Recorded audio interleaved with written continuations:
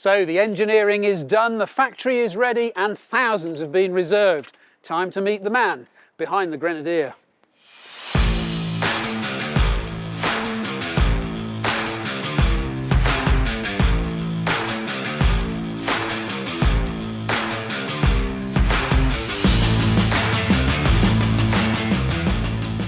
So what can I tell you about Jim Ratcliffe?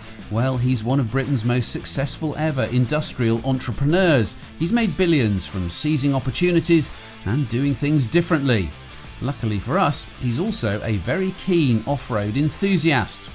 For the last 5 years, he's been daring to disrupt the 4x4 market on a global scale, and as ever, he hasn't been afraid to put big money where his mouth is.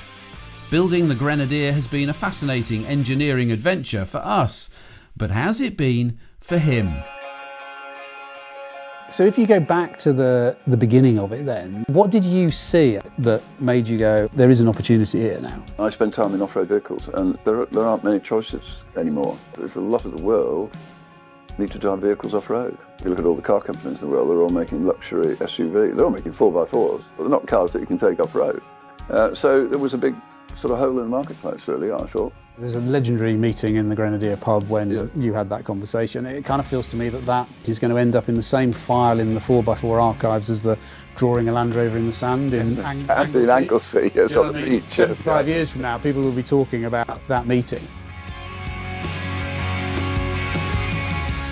Going from that to deciding to invest $1 billion in creating a whole new car company to do this, that seems like a massive leap. No, it was just a belief that, if you set your mind to do something, you can do it, and I mean, we've sort of embarked upon a number of challenges in life, so to get the thing homologated is an immense challenge in the automotive world today because it's become so complex.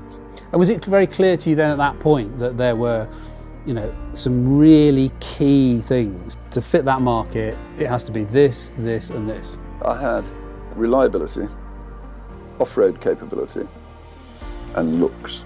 If you take those 3 points of the triangle and you try and rate a Land Cruiser or a Defender or a BMW X5, you can rate them on the triangle quite easily. So the idea was, on my triangle, to make a car which was excellent at the three things. I had some crossword with the commercial department. When we first started releasing stuff about the Grenadier, when we would describe it as being, great car and da-da-da-da-da. And I said, look, that's not for you to tell people it's a great car. You can tell them what the car is. They can make their mind up whether it's a great car or not. And a big decision was, of course, who you got as your chief designer. Toby, he's got no experience in automotive, and was that again a very deliberate decision, or just happened that he hadn't done any cars before, but you knew from a design perspective that he had the right ethos, the right approach, and he'd get what was in your head? Yeah, I think we all know what we like and what we don't like in a car. I knew what I wanted it to be, but I didn't know what it was going to look like. I mean, I've always said with engineering that, I want a car that will never break down. But in terms of design, it has to look good. It wanted to be a sort of a more modern interpretation of the 4x4s that were around, not moving in the direction of these luxury SUVs or things. I wanted it to be functional and tough. It's all about, design follows form and function. I mean, that ladder frame chassis, I think we worked on for 3 years. Wow. Just the ladder frame chassis. Really? Changing the shape, the design, it's not just one metal, it's all sorts of different alloys in it. So just the ladder frame chassis. For us on the outside, no, you don't see you don't see that at all, do you? The eureka moments are bits, so you'll suddenly get the back looking pretty good and you'll be quite pleased with it and you don't need to touch it. And then, but the front looks shit.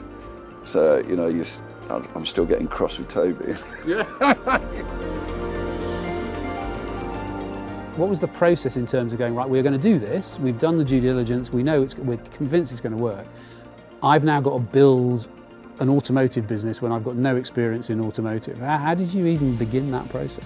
Business is all about trying to make reasonably good quality decisions consistently. I mean, we finished up obviously with a good partnership with BMW, with a fabulous powertrain. with a really good partnership with Magna. We finished up buying that fabulous car facility in the middle of COVID. I mean, that was an opportunity that popped out the woodwork, and we were lucky. It was a brand new facility, a capacity of 60,000 vehicles with a new paint shop, body shop and assembly line, and it was fairly perfect for the Grenadier, really. And in the more immediate future, other variants of the existing, the current Grenadier platform? Yeah, we'll do the pickup truck, the long wheelbase, the station wagon, but with a small cutaway pickup at the back. What about electric drivetrains? What about hydrogen? What about alternative? I think the Grenadier is perfect for a hydrogen engine in time, but what we're also looking at quite carefully at the moment is a smaller version of the Grenadier electric. We need to embrace the future, which is, clearly in an urban environment is going to be electric, but even in a country environment, when you're a farmer, you probably will have an electric car which you can drive around on the tracks and things like that. So you want one that's capable, but it's electric. So I think that's our sort of vision at the moment. Your background with Ineos is all about doing things differently. Did you also look at the automotive industry and go, this is a very traditional industry in the way it does things, the way it operates, the way it designs, and that's why we're ending up with all the cars looking the same? Yes, it's quite similar to a lot of the chemical companies I bought from the majors, where they have their way of doing things, and we've challenged that and we do it differently. And I think automotive's finished up in a similar place. As you say, it's probably why you finished up with all the cars looking the same. Do you like being a disruptor, though? I like challenges, and this certainly is a challenge, I can tell you, if you come from the chemical industry, but I think at the end of the day we might be quite successful.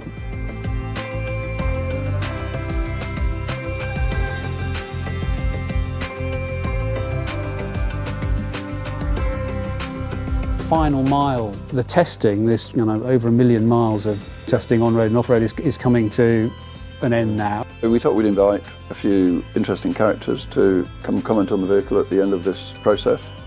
A few of those have sat in the car now and have quite enjoyed it. So we've had Toto Wolff, Dave Brailsford, Ben Ainsley, Elliot, in Africa, who drove very well apparently.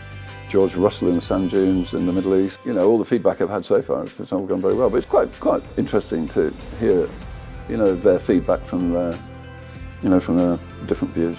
Have they broken any? It's not breakable.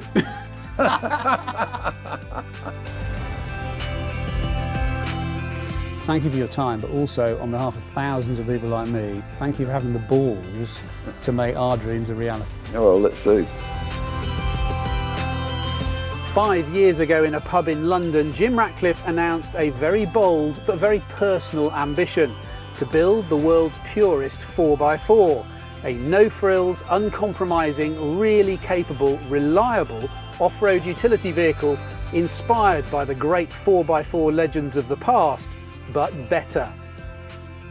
So $1 billion later, have Jim and the team achieved what they set out to? Well, that will be for you to judge, so time will tell. But the wait to find out is nearly over.